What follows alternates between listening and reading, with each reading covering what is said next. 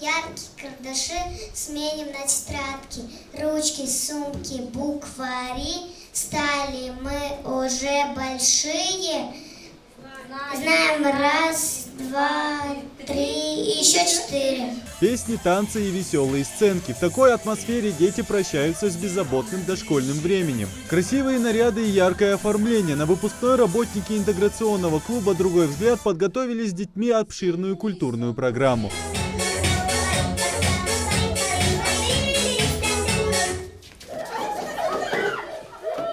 Для семьи Тимирхановых первый выпускной сына – волнительное событие. Казалось бы, лишь недавно он начал ходить в клуб, а теперь ему предстоит пойти в школу. Мама Зарема очень довольна всем, чему ребенок успел научиться здесь. Мы пришли совсем неподготовленными.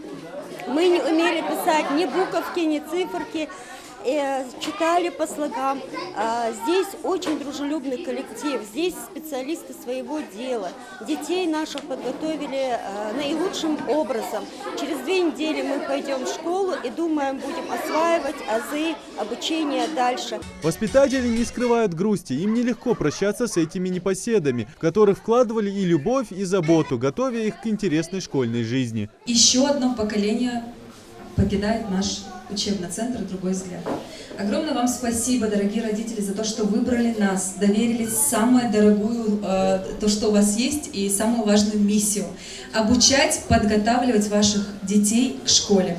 Мы сделали все, что могли, поверьте, все, что от нас зависит с Хавой, чтобы ваши дети максимально были адаптированы и готовы к школе. «Другой взгляд» – интеграционный центр для дошколят уже более 3 лет ведет работу в Назране. Это единственное место в Ингушетии, где малыши с ограниченными возможностями могут получить начальное образование, спецпомощь и, конечно же, найти друзей. Наш проект Машуковский, то есть по договору у нас должен длиться он год. Но, алхамдулилlah, за это время, то есть мы уже работаем 3 года, и я считаю, это абсолютно успешный проект, очень успешный, нужный, важный для нашего региона, так как мы знаем, что людей с ограниченными возможностями, к сожалению, меньше не становится, и, конечно, есть спрос нашего центра. А тому, кто хочет реализовать себя, свои идеи, я желаю удачи, не сдаваться ни в коем случае, потому что путь он всегда нелегок. Ну и какой же праздник без подарков? Каждому воспитаннику здесь собрали портфель первоклассника.